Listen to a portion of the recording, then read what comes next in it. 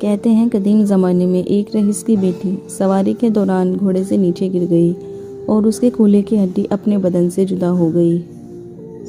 لڑکی کے باپ نے حکیموں سے علاج کروانے کی کوشش کی کہ ہڈی کو واپس اپنی جگہ پر بٹھائے، مگر مصیبت یہ تھی کہ لڑکی کسی حکیم کو اپنا جسم چھونے کی اجازت نہیں دیتی تھی۔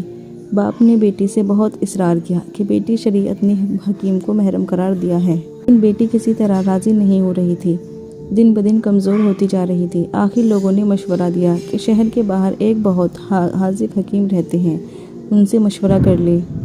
وہ شخص حکیم صاحب کے پاس گئے اور اپنا مسئلہ بیان کیا تو حکیم صاحب نے کہا کہ ایک شرط پر میں آپ کو بیٹی کا کولہا بنا ہاتھ لگائے واپس بٹھا سکتا ہوں۔ وہ شخص کہنے لگا جو بھی شرط ہو وہ قبول کرنے پر آمادہ ہے۔ حکیم نے کہا کہ شرط یہ ہے کہ ایک بہت موٹی تازی گائے میرے لیے لا دو، میں آپ کی بیٹی کا علاج کر دوں گا۔ وہ شخص بہت بھاری قیمت پر شہر کی سب سے تندرست گائے خرید کر حکیم صاحب کے گھر لے گئے۔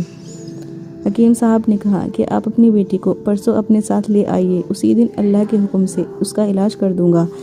جب وہ چلا گیا تو حکیم صاحب نے اپنے شاگردوں سے کہا 2 دن تک نہ گائے کو گھاس کا تنکا کھلایا جائے نہ پانی کا قطرہ پلایا جائے۔ شاگرد حیران ہوئے کہ اتنی خوبصورت گائے 2 دن بھوک اور پیاس سے مر نہ جائے،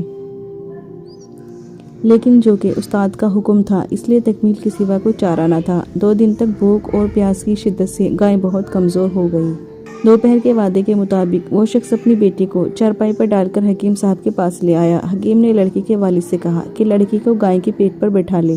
سب بہت حیران ہوئے، لیکن حکم ماننے کے علاوہ کوئی اور راستہ نہ تھا۔ لڑکی کو گائے کے پیٹ پر بٹھا دیا گیا۔ اب حکیم صاحب نے اپنے شاگردوں سے کہا کہ لڑکی کے دونوں پاؤں گائے کے پیٹ کے گرد رسی سے باندھ دے۔ یہ کام ہونے کے بعد حکیم صاحب نے شاگرد سے کہا کہ اب گائے کے سامنے گھاس اور دوسری خوراک ڈال دے۔ گائے 2 دن کی پیاسی تھی، وہ جلدی جلدی کھانے لگی۔ حکیم صاحب نے اس کے سامنے پانی کی بڑی سی بالٹی میں بہت سا نمک ڈال کر رکھ دیا اور گائے تیزی سے پانی پینے لگی۔ پانی میں نمک کی آمیزش نے پیاس کی شدت اور بڑھا دی تو گائے نے ایک ساتھ بہت سارا پانی پی لیا۔ گھاس اور پانی نے گائے کا پیٹ پھلانا شروع کر دیا اور لڑکی کی ٹانگوں پر اتنا دباؤ بنا کہ وہ چیخنے لگی۔ اچانک کھڑاک کی آواز آئی اور لڑکی شدت درد سے بے ہوش ہو گئی۔ حکیم صاحب نے لڑکی کو گائے سے اتروا کر اس کے والد سے کہا کہ آپ اپنی بیٹی کی کھولی کی ہڈی اپنی جگہ پر بیٹھ گئی ہے اور یہ گائے آج سے میری ہے۔ یہ کوئی اور نہیں حکیم بو علی سینا تھے، جن کا نام بعد میں 4 دانگ عالم میں مشہور ہو گیا۔